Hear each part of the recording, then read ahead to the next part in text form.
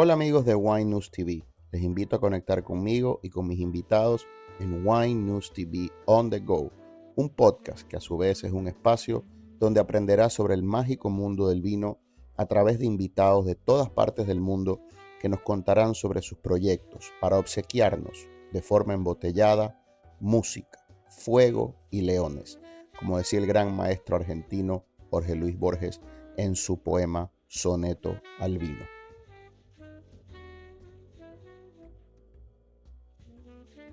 Este episodio es traído a ustedes por Planet Solar. Protege tus vinos y tus enseres eléctricos con las mejores placas solares en Puerto Rico. Las tengo en mi casa y por ello te recomiendo sus servicios. Llama a José Luis al 787-690-6444 para una consulta libre de costo y síguelo en Instagram vía JLR Planet Solar.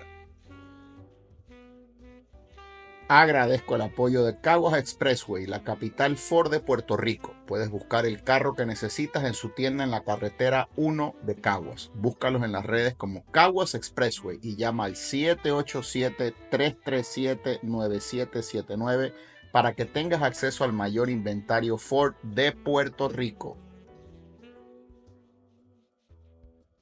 Hola amigos de Wine News TV, el podcast.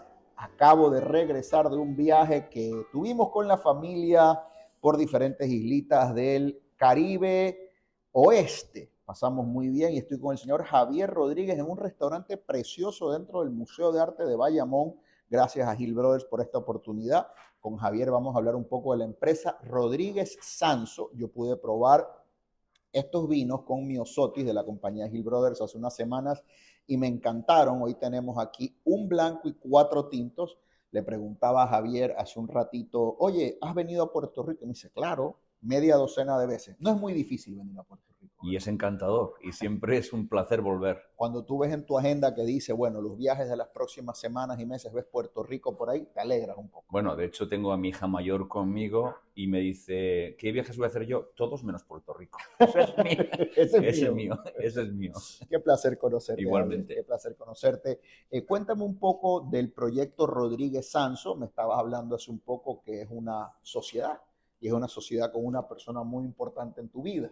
Vamos a llegar a eso ya mismo. Antes, cuéntame un poco de ti. Siempre me gusta a mi audiencia hablar de algo personal, sin entrar en tu vida privada, pero que me cuentes de tu niñez, ciertamente siendo español y siendo una región donde se produce vino, estuviste expuesto, supongo, al mundo del vino desde que eras un pequeñín. Exactamente. Cuéntame de tu infancia en el mundo del vino. ¿Tus padres hacían vino?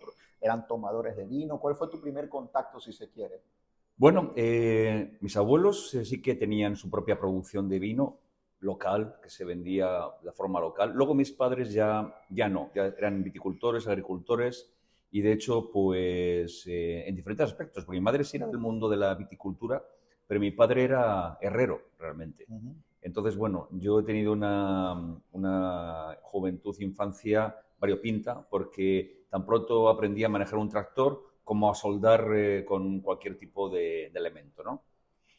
Realmente, a mí el mundo del vino me llegó más o menos tarde, más como consumidor que como enamorado. Sí, sí, porque lógicamente el mundo del vino no me venía como algo dado por parte de la familia. Sí la viticultura, pero no realmente la elaboración de vinos.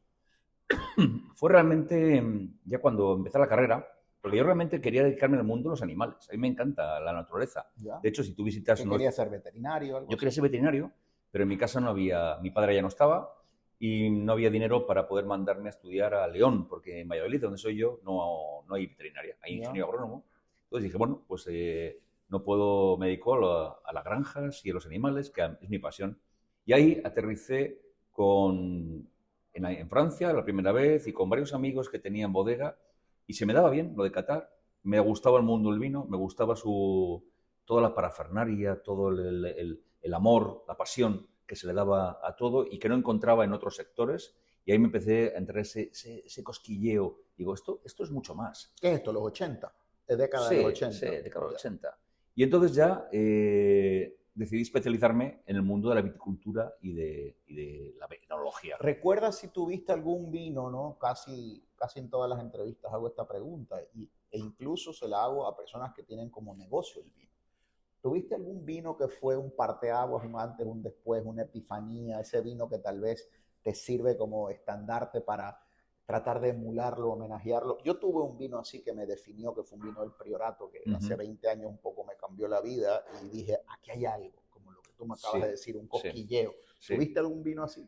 Pues te voy a decir que es un vino, realmente el primero que me resultó muy interesante y que dije esto es algo único, fue un Tokai 5 Puntonios, que dije, bueno, ¿esto qué es? Esto es una miel salada. Esto es increíble, esto es algo que no existía, no pensaba que pudiera existir en el mundo del vino. Claro. Entonces entendí, digo, que hay mucho más trasfondo, aquí hay mucho más que aprender y que disfrutar. Aquí hay alma, ¿no? Y ahí empecé realmente. Y de hecho, historia, hay mucha historia. Y mucha historia. Uno aprende de otras cosas. Y de hecho, en cuanto pude, lo primero que fue irme a Hungría, a conocer toda la zona y me pasé 20 días catando allí. El año pasado estuve en Gratallops, porque el vino que me cambió un poco fue del Priorato y de Gratallops. Entonces, llévame un poco a la fundación de la bodega Rodríguez y Sanso.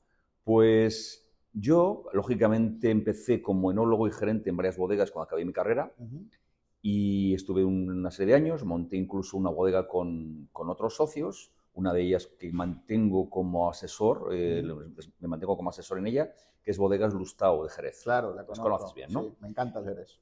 Pues montamos una bodega. ¿Y qué otras trabajaste? Aquí en Puerto Rico hay una linda y sana competencia entre importadores y distribuidores y el vino español es muy querido. Para saber un poco dónde hiciste esos pininos, ¿en qué bodegas estuviste? Mira, yo estuve en la mayor cooperativa de La Rioja, que es Viñedos de Aldenueva. Claro. Que está bueno, de hecho la marca la monté yo, toda la estructura comercial, toda la introducción a nivel internacional.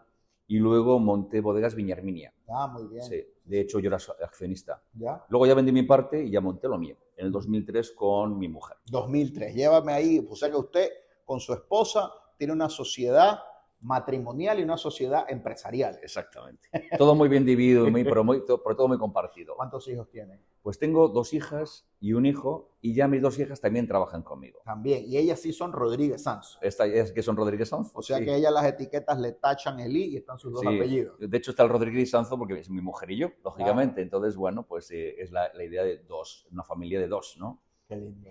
Y de hecho, pues comentaba con el equipo de Hill Brothers que ahora mi hija está realmente volviendo de Japón y paraba hoy en Kazajistán y yo aquí en Puerto Rico. Entonces estamos con 12 horas de diferencia y hablando de vino los dos. Entonces es un mundo realmente que va intrínseco en nuestras venas. ¿Cómo se llama tu hija? Amaya. Amaya, qué lindo nombre, es como vasco, ¿no? Amaya. Sí, bueno, ella de hecho riojana, porque como yo empecé en La Rioja, mis 2 hijas son riojanas. Es que mi apellido Arosemena es vasco. Es vasco, algunos Amaya, sí. Mi familia viene de Guipúzcoa. Sí. Y el origen, lógicamente, tiene mucha influencia.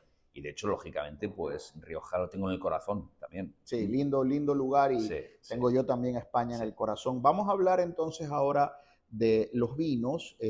Como decía al principio de la entrevista, los probé con Miosotis, me gustaron mucho y quiero ir un poco catándolos contigo. Yo te daré mi humilde y torpe impresión como consumidor y tú me hablarás de lo más importante que es cómo y por qué se hizo este vino. Vamos con el primero, brindo contigo.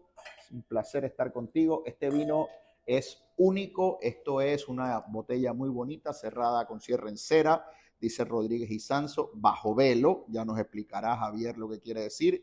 Es un verdejo de Rueda, saben que quiero mucho esta región y que está creciendo muchísimo. Hay unos esfuerzos concertados en estrecha alianza entre la dominación Ribera y Rueda. Están haciendo unos grandes esfuerzos aquí en Puerto Rico y este vino para mí es único, es un unicornio de vino. Háblame de este vino, amigo. Nos tenemos que ir un poquito no hasta el siglo XV que podríamos irnos, pero vamos a centrarnos en el siglo XVIII, siglo XIX, donde la zona sur de España, Jerez, Cádiz en general, era una zona rica, rica por el contacto con América. América estaba prosperando, la comunicación con España era a través del puerto de Jerez, puerto de Cádiz. Puerto de Santa María. Puerto de Santa María, exactamente.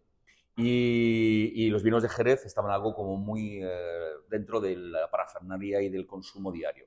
Y había una figura que tuvo su nombre, que era todo como el norte de España era pobre, porque lógicamente no había más que autoconsumo, mucho montañero de Cantabria, pero también mucho viticultor y agricultor de Castilla, se fueron a trabajar a las zonas ricas de Andalucía, que eran pues, el marco de Jerez actual.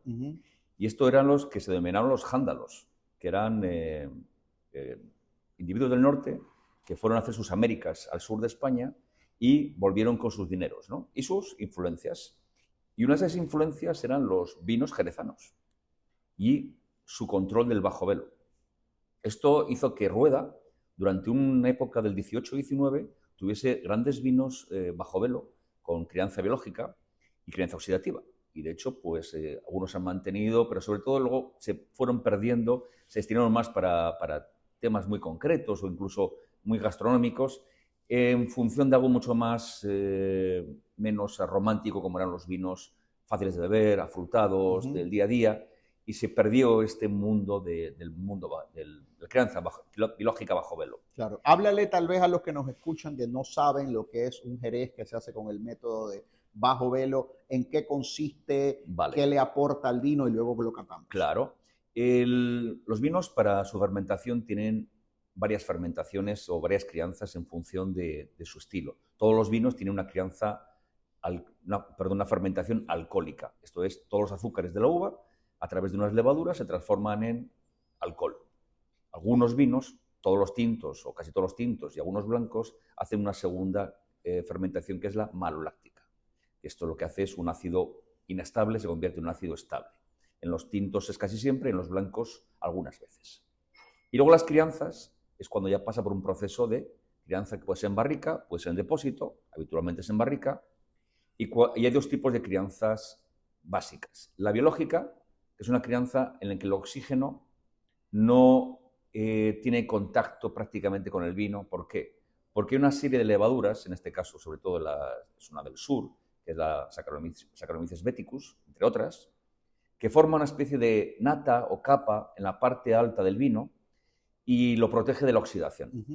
De hecho, se dejan las barricas, ahí se denominan botas, se dejan 5 sextos llenas y un sexto vacía para que el oxígeno pueda actuar con estas levaduras. Estas levaduras se alimentan del aire y del oxígeno. ¿Qué producen? Una serie de aromas muy distintos, porque estas levaduras lo que hacen es comerse, digerir el alcohol y transformarlo en otra serie de aromas, que son aromas yodados, salinos, frutos secos, mieles a veces. Y luego estas crianzas oxidativas. Una crianza oxidativa es la típica crianza de un vino tinto. Claro. Una barrica que se llena y son barricas nuevas, entra oxígeno, madera y aportes. Y en el mundo de Jerez, pues una crianza oxidativa igual, un vino que el oxígeno entra a través de las duelas de la madera y el oxígeno va teniendo sus efectos, dando otro tipo de aromas, pues también muy complejos, más avellanas, mucho más mieles, algunos manuezados, más pesados, unas sales. Claro. Entonces, en la crianza biológica, digamos que mantenemos esa parte más fresca, esa parte más compleja, ese toque más salino, más chispeante, mucho más divertido, ¿no? Y ciertamente algo salino. A mí, por ejemplo, cuando pienso en Jerez, me encanta maridarlo con un jamón, con cosas que tengan sal. A veces se habla de que un vino tiene oxidación como si fuera algo negativo. A mí no, a mí me encantan. Incluso las champañas cuando añejan tienen estas notas oxidativas preciosas. Así que los que nos están escuchando, cuando usted le diga a alguien o alguien le diga, usted este vino tiene unas notas oxidativas, no es que está oxidado o dañado, puede ser incluso un elogio. Vamos a ver qué hay aquí en nariz. Es una nariz potente, rica, es una nariz, y lo que me gustó de este vino cuando lo probé con Miosotis es que hay una impresión de aroma como si fuera a ser dulce y goloso en boca y termina siendo otra cosa. Claro. Es la gran potencia en nariz y el gran finesse y el aterrizaje en boca con muy buena acidez. Fíjate que no lo he probado, pero lo recuerdo. Sí. De hecho, una de las razones que los vinos con una crianza biológica tengan unos aromas que realmente destacan por esa sensación dulce o sensación más amable y que luego en la boca sorprenden porque son secos, es precisamente por esto, porque esos amielados dan la sensación de que vas a encontrar en la boca algo más dulzón, pero en cambio no lo es. En cambio son vinos muy largos, muy sápidos, con una sensación incluso especial a veces y que hacen que sean muy gastronómicos, lógicamente. Está precioso porque el verdejo, ese hinojo, el verdejo es un varietal perfecto para el clima aquí en Puerto Rico. Sí. Pues hace mucho calor todo el año acá. Nos duchamos en albariño, lo debes saber. Se toma mucho albariño, pero el verdejo va creciendo, va ganando en adeptos. Y te diría que este vino, al ser un verdejo hecho con este estilo, o sea, potente, es perfecto para la gente en Puerto Rico que gusta de la potencia de los tintos. Acá somos más de tintos, pero quiere la frescura y la acidez de un blanco. Aquí lo que me marca de este vino a mí es el equilibrio, es la potencia prudente del vino, ¿no? El final es largo, está esa fruta de hueso, ese albaricoque como en sartén, en almíbar, pero nunca se hace dulce. El vino se mantiene, la espina dorsal de los blancos siendo su acidez, el vino se mantiene en su punto. Está precioso este vino. Muchas gracias. Y de hecho es un vino que mantiene su fruta porque realmente intento que sea una interpretación mía de los vinos que se hacían en el siglo XVIII. Pero lógicamente se diferencia en algo que es algo que es único, porque ningún otro vino de rueda se hace bajo velo sin encabezar. Aquí llamo encabezar. A este vino no se le añade alcohol como ocurre en Jerez. Claro, claro. Es un vino natural. Yo estaba en Barcelona hace 2 años con el buen amigo Ferran Centelles en Vila Vinateca y me dice, tío, ¿has probado los vinos de Pasto? Y yo digo, ¿vinos de Pasto? Me dice, están haciendo jereces sin fortificar. Y yo, ¿con palomino? Sí, con palomino. Tienes que probar este. Y flipé, aluciné. Era un vino 13 puntos, 14% de alcohol, pero con una enormidad de aroma y potencia sin el encabezado, o sea, sin que ese alcohol se dispara a 17, 18%. Los que nos están escuchando, que vayan a comprar o adquieran una de estas botellas, ¿con qué lo acompañarías? Y te pregunto, tú que has venido mucho a Puerto Rico y fuiste a Piñones hace poco, bueno, ¿con qué lo acompañarías? De hecho, ayer lo eché de menos, lógicamente, con las frituras y con pescados que tienen su peso, me hacía falta algo que me limpiase el paladar, que me limpiase la boca y seguir disfrutando, ¿no? Que creas que no, la fritura tiene esas sensaciones más grasas. Y estaban con 2 amigos y lo que primero hicieron esta mañana fueron acercarse a Hill Brothers a comprar una caja de bajo velo, porque lógicamente a ellos les gusta la comida puertorriqueña, ¿no? ¿Tienes una idea de en cuánto está este vino para el consumidor? ¿Cuánto cuesta este vino aproximadamente aquí en Puerto Rico? Pues... Si no lo ponemos en el caption, pero me parece que $30 por ahí más o menos. Sí, puede ser. Ahora te digo exactamente porque no vengo justamente a conocer un poquito el mercado y como con los cambios de transporte y demás, ahora lo miramos. Lo que me gusta de este vino es que también por esa acidez natural y esa parte de la crianza bajo velo le va a dar una larga vida. ¿Hace cuánto estás haciendo este vino? Este vino empezamos a hacerlo, mira, en el año 2018, añado 2018, y te voy a contar una cosa. Justamente hice una cata con Ferran Centelles, una cata vertical, porque es buen amigo mío también. Sí, un crack. Y la añada que más nos gustó fue el 19, porque el 19 fue una añada fresca, pero el vino estaba potentísimo todavía y con muchas ganas. Entonces, son vinos que tranquilamente van a estar mejorando los próximos 5 años. Definitivamente, en $32 es una compra extraordinaria. Aquellos de ustedes, muchos, ustedes saben quiénes son, en Puerto Rico dicen, no, yo no tomo blanco porque los encuentro muy suavecitos, eso es para las nenas, dicen aquí. Este vino blanco tiene potencia, estructura, seriedad, untuosidad, sin ser goloso, sin ser dulzón. Me gusta mucho este vino, te felicito. Muchas gracias. Nosotros llamamos blancos de invierno. Blancos de invierno, claro. Porque realmente es un blanco para tomar con comidas pesadas. Más pesadas, por ejemplo, el frío se ha metido. Claro, y luego es muy interesante, por ejemplo, en España la tomamos mucho con el cerdo a la brasa. Porque esa grasa infiltrada que tiene sobre todo un cerdo, si es un ibérico, va muy bien con ese tipo de vino y limpia muy bien. Y luego con carnes grasas también, por ejemplo, un lechazo que es algo que limpie el paladar, hace falta algo que sea fresco. Entonces este blanco va muy bien. Y te lo tomas en una temperatura fría, no tan fría, porque estos grandes blancos, como los grandes blancos de Borgoña, los grandes vinos blancos no deben tomarse helados, tienen que tomarse frescos. Frescos. Vamos al próximo vino, amigo. Este vino a mí me robó el corazón. Este es el Yesca, el primer nombre es Tras la Yesca. Tiene una etiqueta preciosa. La etiqueta me recuerda un poco a como un álbum de salsa. Me recuerda como algo que tiene ese sabor, ese color boricua. Me transmite alegría. Es preciosa la etiqueta.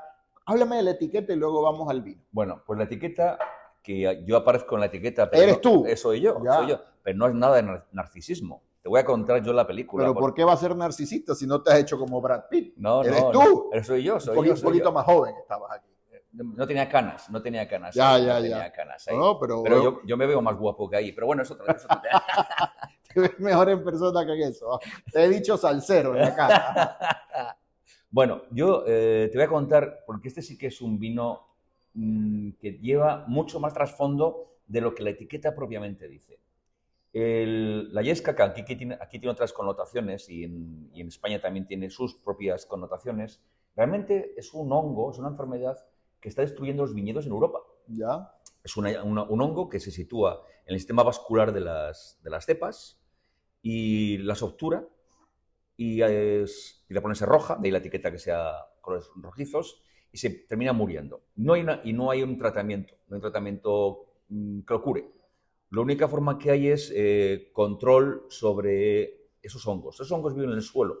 Entonces, hay una tendencia ahora mismo, sobre todo en Europa, a lo que se llama la agricultura regenerativa. Sí. No vamos a hablar de biodinámica, porque también, te diré, yo tengo una finca en Rueda, donde está todo el complejo no turístico y donde hacemos la bodega, que tenemos... Para que queréis ir a la bodega hay un pequeño hotelito, además. ¿Se puede visitar? Claro, claro, bueno, claro. Luego sí, los amigos de Gil sí. Brothers me pasan el link, sí. como dicen en Castilla la Vieja, el link. Sí, el link, sí. Y lo ponemos. Lo ponemos. Y allí, bueno, pues al final vas a ver que tenemos un tema de biodinámico, manejamos muy bien los suelos. Entonces, empecé un desarrollo a buscar cómo desalvar algo tan importante como es el viñedo viejo. En la zona de Toro hay algo que es único, que son viñedos pie franco. Es que Toro, y lo hablaba con Miosotis en un momento dado, incluso antes que Rioja y todo este boom, por su capacidad de guarda y su capacidad de mejorar con el tiempo y resistir viajes largos, eran los vinos de la realeza, los vinos de Toro. Sí, ¿Me corriges o no? Era más o menos así. Así es. Esto fue una entrevista hace 10 años, lo aprendí, y de allá para acá pues he tomado mucho vino. Tal vez estoy un poco desvariando, ¿no? No, había dos vinos fundamentales en las cortes que eran el vino de Toro y el vino de Rueda. De hecho, el vino de Rueda se hizo muy famoso porque era el vino que se bebía, lo bebían los marineros. Hecho en Castilla, ¿eh? Mira tú. ¿Pero por qué? Acuérdate que en el siglo XV, siglo XVI, está el Tratado de Tordesillas, Portugal y España se dividen el mundo. Claro, los marineros no pueden beber agua. Claro. Entonces, los marineros españoles se llevaban vino blanco de Castilla y vino blanco de Jerez. Los portugueses, Porto Blanco. Y era lo que bebían en sus barcos, porque al cabo de una semana el agua se pudría. Tienes que verte una serie, no creo que tengas tiempo de ver televisión, y yo aquí me estoy diciendo vago a mí mismo, pero se llama Shogun. Shogun. Es una serie espectacular, se ganó no sé cuántos Emmys, y es precisamente cómo el mundo se lo dividían españoles y portugueses, sí. Y todos querían llegar en el camino este de la seda a China, a Japón. Es un espectáculo. Lo voy a apuntar, esta es la Shogun. Shogun. Y de ahí viene esa influencia también de la conexión entre Jerez y Rueda. Ajá. Y los vinos blancos que se bebían por el mundo, había barcos por todo el mundo, era vino blanco de Rueda. Y los tintos eran más de la corte. Lógicamente, eran vinos más serios, más potentes, eran vinos que se ofrecían a los condesados, duquesados, etc. Sí. Y claro, el mundo de Toro tuvo una ventaja respecto a otras denominaciones de origen, que era una zona aislada después en la llegada de la filoxera. La filoxera, como tú sabes, destruye todo en el siglo XIX, principios del XX, y va invadiendo todas las partes. Y en el caso del Valle del Duero, entra por Oporto, se va por todo el Valle del Duero, y al llegar a Zamora, sigue recorriendo por el norte, destruye todos los viñedos del norte del Duero, y hay una zona en Toro que queda libre de filoxera porque tiene suelos arenosos. Ya, claro, que ahí no podía... Había dos ventajas. Suelo arenoso, que este insecto vive en el suelo, no se podía comunicar de un viñedo a otro porque el suelo no forma grietas. Y otra cosa importante, la pobreza. La pobreza ha sido muy importante en España para preservar ciertos viñedos. De hecho, por ejemplo, los viñedos que tengo yo en Rueda, es un proyecto que además con la Junta de Castilla y León y con ayuda de Pedro Ballesteros, nuestro primer Master of Wine, que con él recuperé las garnachas de Toro, hemos plantado viñedo de la frontera entre Portugal y España. Hemos plantado variedades que se habían olvidado porque eran variedades que o daban poco grado o daban mucha acidez y no eran interesantes para el mercado. Y ahora, gracias a que esa zona es pobre y no se han arrancado, existen y podemos recuperarlas. Y he plantado pues Tinto Jeromo, Merensau, Estaladiña, Mandón y Cenicienta. ¿Y cuándo pruebo eso yo? Pues tienes que venir a Rueda. Voy a España, voy a España Sí, el 15 de septiembre. En septiembre podemos probarlo. Ahí probamos algo. Bueno, Sí. vamos a... Y tras la yesca... Entonces la yesca son viñedos muy viejos. ¿Ya? Son viejos. Entonces es entre filoxera y son pie franco. Entonces lo normal es que un agricultor haga ahí, remueva el viñedo y lo que haga es plantar otro nuevo. Pero acabamos de perder un patrimonio que es un pie franco. Estás negando al consumidor y a uno mismo el placer de esa raíz que está tan y tan enterrada y lo que viene chupando. Y sin el cortocircuito que tiene un injerto, ¿no? Sí. Entonces yo digo, ¿cómo hacemos esto para mantenerlas por lo menos hasta que llegue una empresa y vende algo que lo cure? Entonces hemos hecho un proyecto de biodinámica, de tratamiento de suelos con otros hongos y de darle energía a la cepa para que la cepa prospere. Y hemos hecho un vino con viñedos que estaban prácticamente abandonados, que los he recuperado y es un vino de viñedos supervivientes. Arenoso. Arenosos. Por eso la frescura. Sí. Hay algunos vinos en Soria, en Ribera del Duero, que también vienen de la arena, que tienen esta frescura dentro de la potencia. Esto es tinta de toro. Esto es tinta, bueno, fundamentalmente es tinta de toro y esto es lo que ponemos, pero realmente es un fiel blend. Ya. Porque no sabes lo que hay, o sea, algunas bodegas, claro. De hecho, hay alguna uva blanca también. Sí. Aquí hay tinta de toro, hay garnacha. Es una locura. Hay albillo. La pregunta más importante para mí es, ¿te gusta perder dinero? Sí, ¿Por qué lo venden tan barato? $15 por este vino es una locura. Estoy de acuerdo. O sea, todo lo que me has contado, lo probé con Myosotis, quedé totalmente fascinado, aluciné, flipé con este vino y le pregunto, ¿y en cuánto está? Pensando que era 45, 45, no, está en $15. Sí. Solo cuesta $15, ciertamente. No, gracias, es una broma. Cuando yo digo esta broma, la gente me quiere matar. Cállate la boca. No. Estoy de acuerdo que es económico para la calidad que estamos la frescura. Es un vino, y lo digo con respeto, porque hoy no se puede complacer a todo el mundo, hay que ser políticamente correcto. Lo digo a manera de elogio. Es un vino femenino. Sí. Es un vino en nariz elegante. Es un vino que a pesar de esa preciosa fruta, y aquí hay muy poca o nada de barrica, o sea, la intervención es cero, o sea, cero maquillaje, es belleza natural. Lo que hemos hecho es para que tampoco, para que los taninos se pulan, se mantiene es un año en un depósito de madera, en un tino de madera. Por eso. Que el tino de madera no aporta madera. No aporta nada. Lo que hace es generar estabilidad. Es un besito de fruta este vino. Sí, me encanta. Lo es. También, por supuesto, sale esos inciensos, esas hierbas, esa tierra.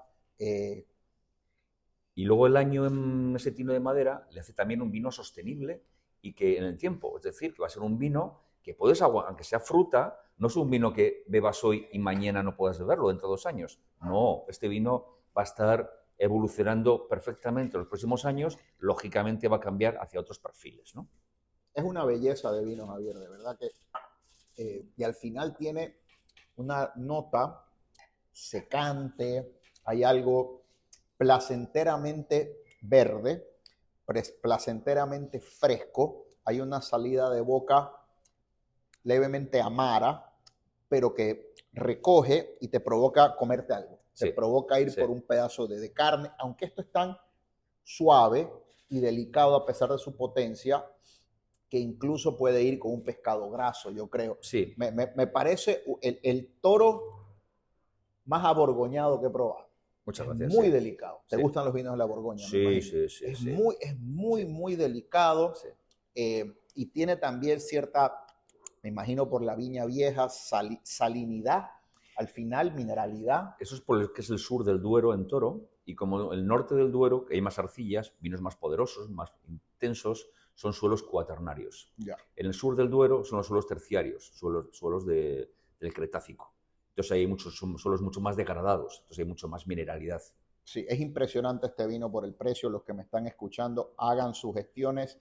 Se acerca Día de la Madre, Día del Padre, tras la yesca, y también se lleva una etiqueta preciosa porque, de nuevo, te lo digo, o sea, acá en Puerto Rico somos mucho de color, de sabor, y la etiqueta da alegría, da una sensación como que quiero ser amigo de este señor. Este señor parece que le gusta beber mucho. Sí, Quiero ser amigo. en eso van a acertar.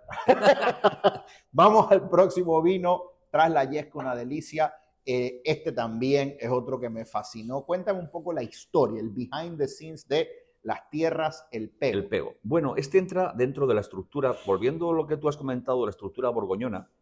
Este viene a ser esa pirámide borgoñona de la estructura de los vinos. Ajá. En la base de la pirámide, los vinos de Village.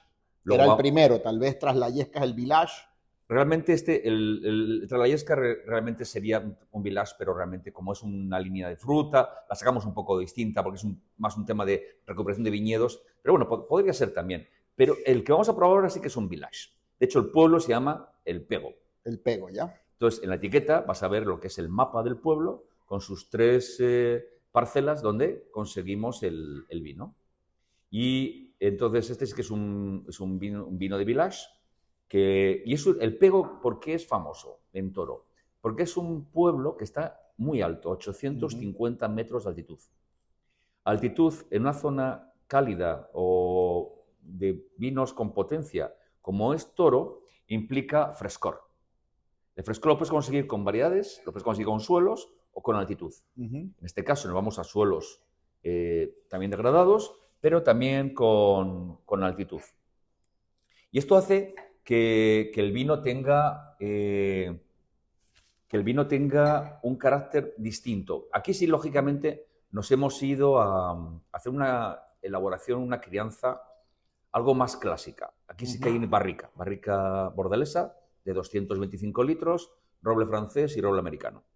Es una belleza en la nariz porque, de nuevo, el hilo conductor entre este y el otro vino es frescura, elegancia. Aquí ya se siente un poco más la especia de la barrica, hay un poquito más de intensidad.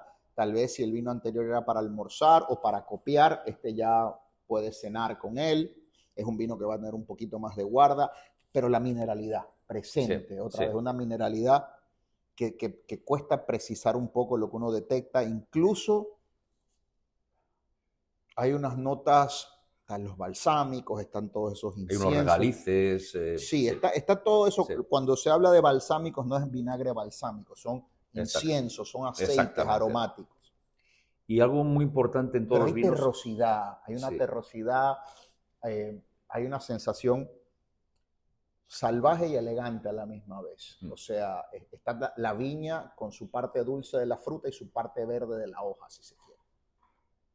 Y también hay algo súper interesante que me recuerda un poco como si fueran unas aceitunas, como si fueran aceitunas negras, y al final hay un umami muy lindo, muy sápido, precioso.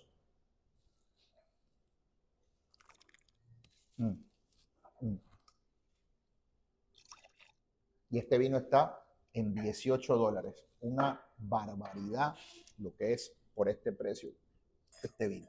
Una cosa también muy importante, que estamos en Toro, que hay que diferenciar muy bien, vuelvo a repetir, el norte y el sur de Toro, que son dos mundos muy distintos.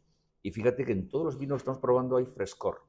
Hay frescor, pero aquí también está el expreso de café. Sí. Ya está la nota del café. Pero aquí no se nota el alcohol. No. Está muy bien equilibrado. Son vinos que con sus 14 grados, 14 y medio, que podrían en las zonas, podría parecer que empiezan a ser algo pesados. Aquí el frescor que da la frescura esa de las arenas y la frescura que da la altitud hace que ese equilibrio con el alcohol sea integrado y que el vino sea fluido, que sea un vino realmente interesante que es muy gastronómico. Al final, si me apuran, detecto algo como de un cítrico, pero muy oscuro, muy un blood orange, que eso me habla de la frescura, que eso no lo detectan estos vinos sanguíneos, salinos, que tienen una sensación cítrica roja, ¿no? Que en algunos Riojas se detectan, siendo la misma uva, ¿no? Tempranillo, Tinto de Toro. Este vino está espectacular, por $18 es una ganga.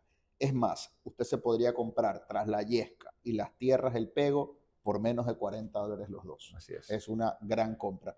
Te felicito por este vino y creo que este vino también con los años va a mejorar, va a ganar y se va a ir haciendo un vino incluso más evolucionado, más interesante en nariz. Ya lo es. Vamos entonces ahora, si te parece, mi querido Javier, a Extinta, Pie Franco Ungrafted Vines. Cuéntame de este vino. Bien, como la palabra dice extinta, estamos hablando de un viñedo sin extinción.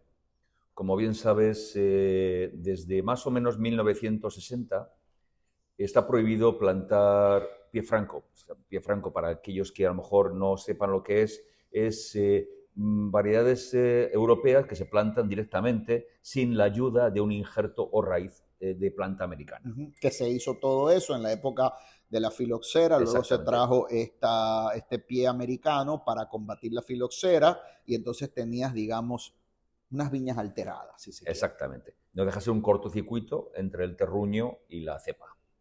Esto desde 1960 está prohibido plantar directamente para preservar los suelos libres de filoxera. Entonces, son viñedos que, lógicamente, son viñedos anteriores a 1960 que algún día se morirán. Sí. Luego somos la última generación, o las últimas que generaciones podemos disfrutar estas uvitas que podemos y probar. cada vez da menos. Claro. ¿Cuántas botellas haces del Extinta? De esto hacemos muy poquito, estamos haciendo de menos de 2.000 botellas al año. Imagínate. Y este vino está en $40 con Hill Brothers, o sea, puede ser de los vinos más razonablemente priced, ¿no? En español sería valorados o valorizados. No valorado es más bien la apreciación. Precio, satisfacción.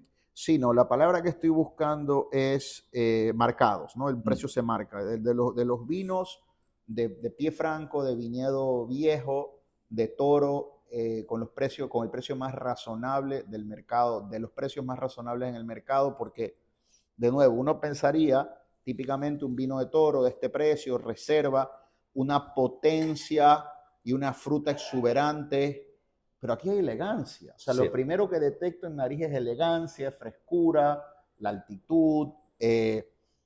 Me parece que tú eres alguien que quiere que se refleje más la tierra que la mano del hombre, ¿no? Que la intervención en la bodega.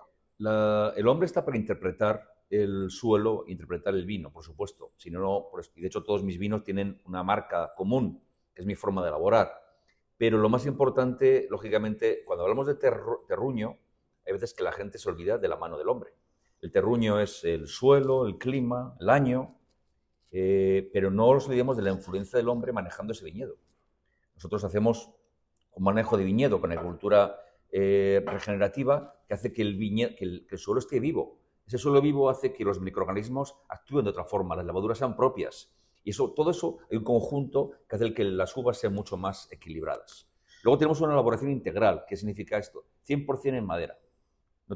Que no toque acero inoxidable. Que sea algo que trabaje a fuego lento. En el Extinta. En el Extinta. Fermentación en tino de madera. La segunda fermentación, la maloláctica, en barrica. Y luego está 2 años más en barrica.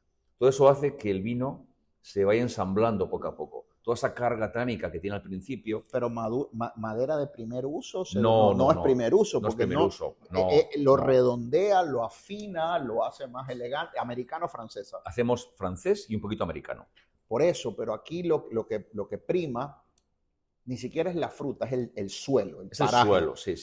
Luego la fruta y la barrica está presente más en boca que en nariz. Sí, la barrica tiene que acompañar.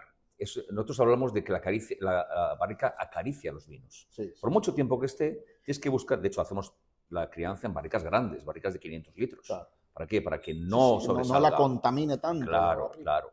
Y son barricas de segundo, tercer, cuarto año. La maloláctica sí que metemos alguna barrica nueva, pero por otras razones, ¿no? De ensamblar.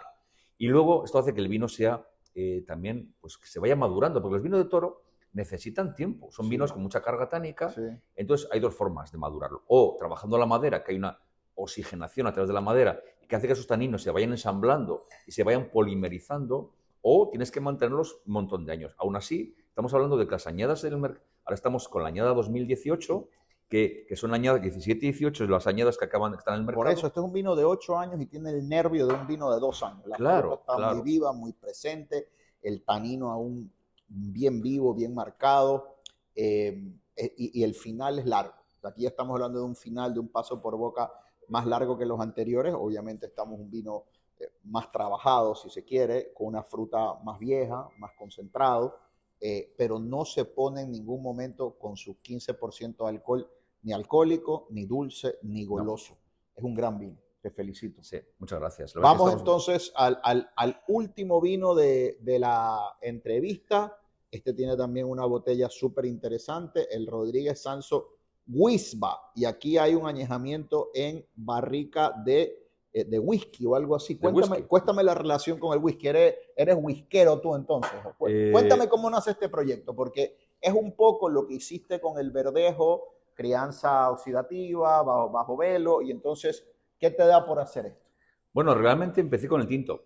Y si te fijas en la etiqueta pone 50 aniversario, porque lo hice para mi 50 cumpleaños. Ah, ya. O sea, bueno, de hecho, mi mujer y yo somos del mismo año, del 68, y hace unos años, cuando 50 años son fechas que hay que celebrar.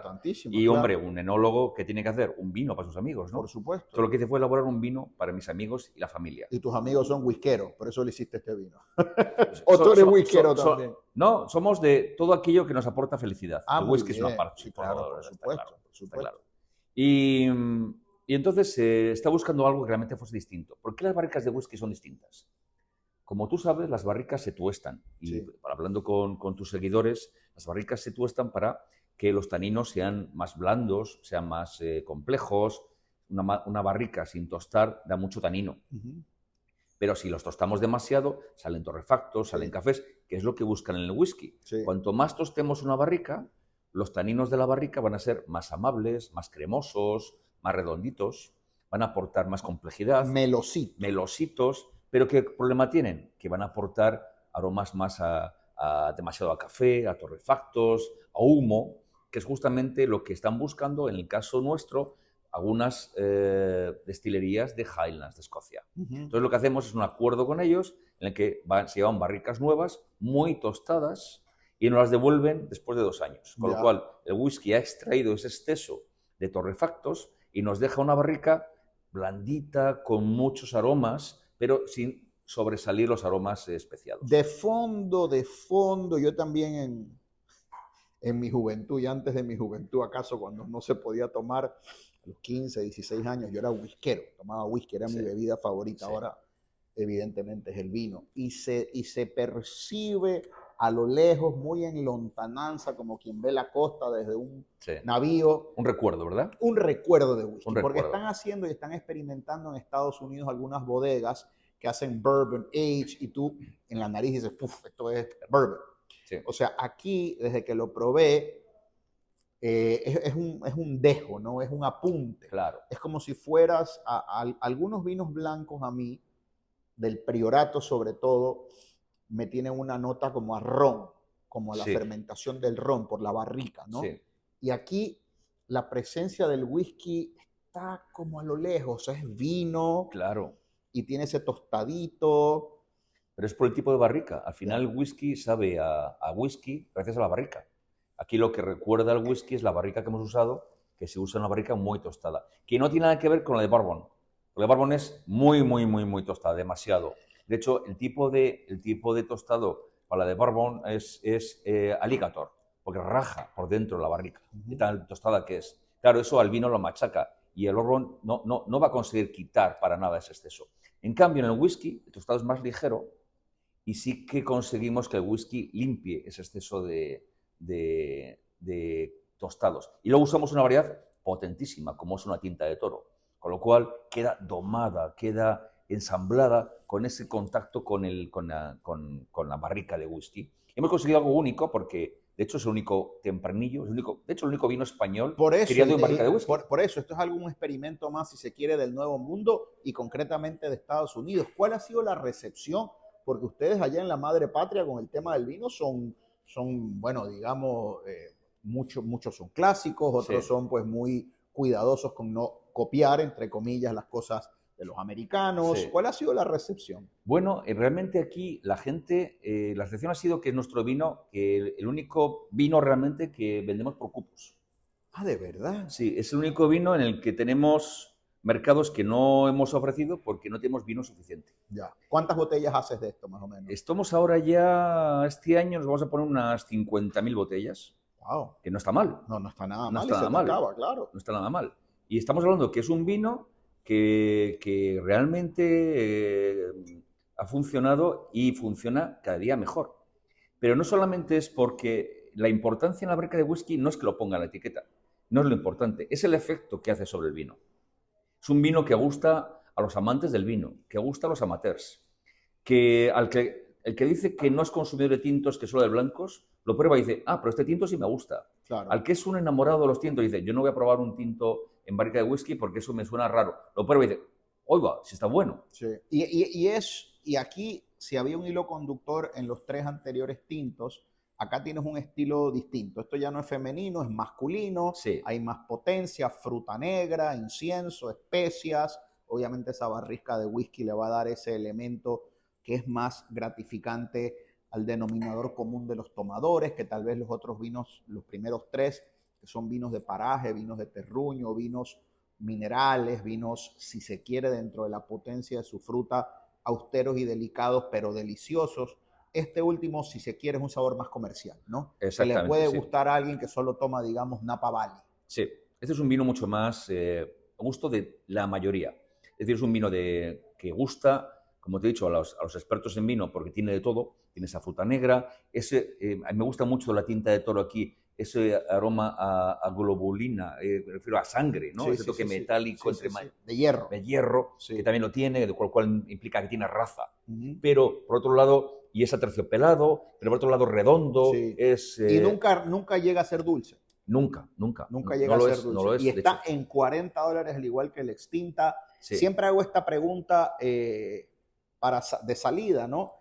¿Hay algo nuevo en lo que estés trabajando? ¿Que nos quieras dejar una primicia, un anticipo, un atisbo, algún proyecto que veremos por ahí pronto? ¿En qué estás trabajando que Dios mediante veremos en nuestro mercado en un futuro? Pues me gustaría, y la verdad es que me hubiese gustado probar contigo, porque sí que hemos traído una botella para Hill Brothers, lo que pasa es que no está en el mercado todavía. No, claro, pero más importante que lo prueben ellos para que te lo compren. Sí. ¿Qué has traído? Pero bueno, como sabes, yo soy enamorado de esta recuperación de los vinos de Rueda en su trayectoria desde Jerez, ¿no? Hablamos siglo XVIII, siglo XIX, y entonces he desarrollado el primer palo cortado de Rueda. Pero con una ventaja, además.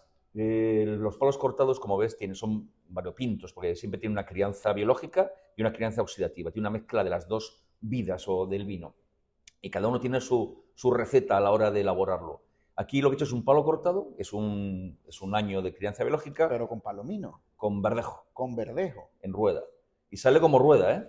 Vale, pero ¿y qué gradación alcohólica tiene? Tiene 13,5. O sea que es básicamente lo que Ferran me dijo, pero en vez de palomino, con verdejo, como un vino de pasto.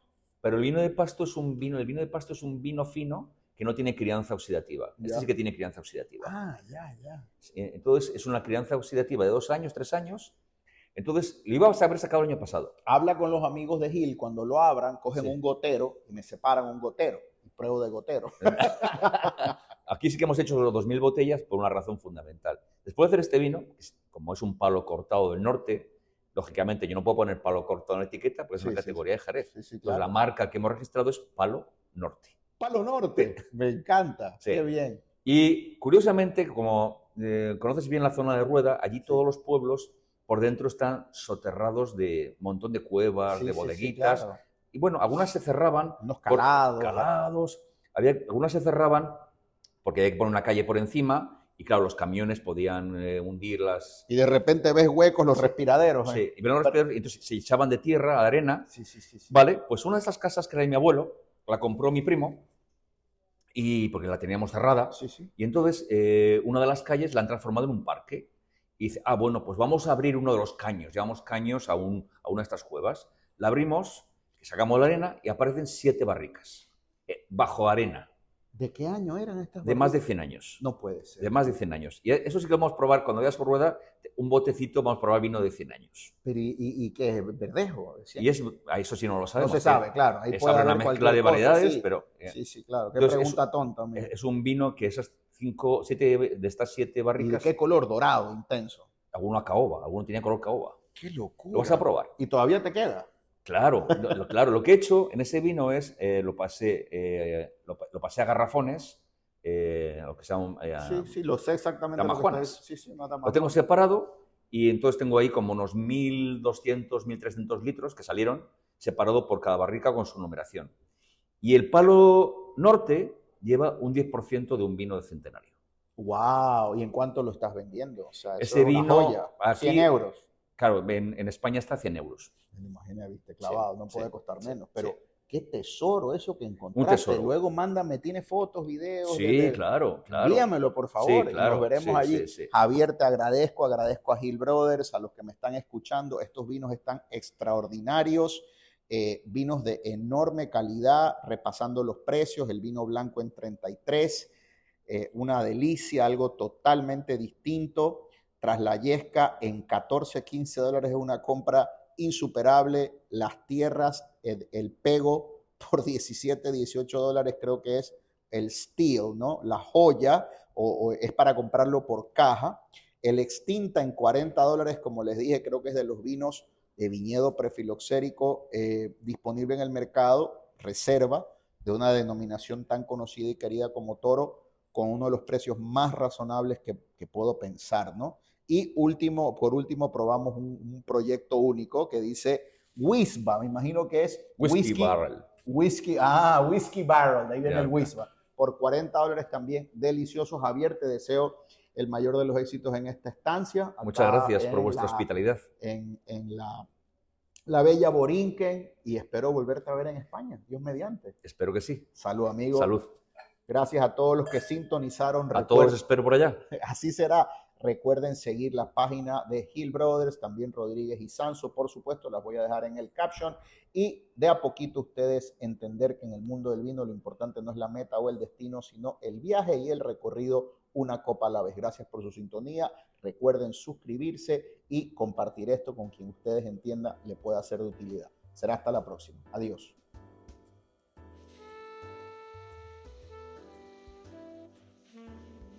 Este fue el episodio de hoy. Recuerda dejarnos una reseña para que nos ayudes a crecer, suscribirte y recomendarnos con tus amigos amantes del vino.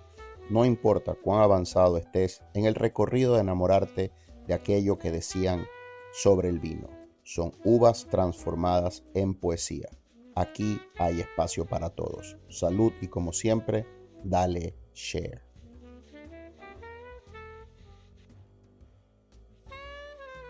Recuerden que este episodio fue traído a ustedes por Planet Solar y a mi amigo José Luis, a quien puedes llamar al 787-690-6444 para una consulta libre de costo para que pongas las mejores placas solares en Puerto Rico en tu casa y así protejas tus vinos de cualquier interrupción eléctrica. Síguelo en las redes en JLR Planet Solar.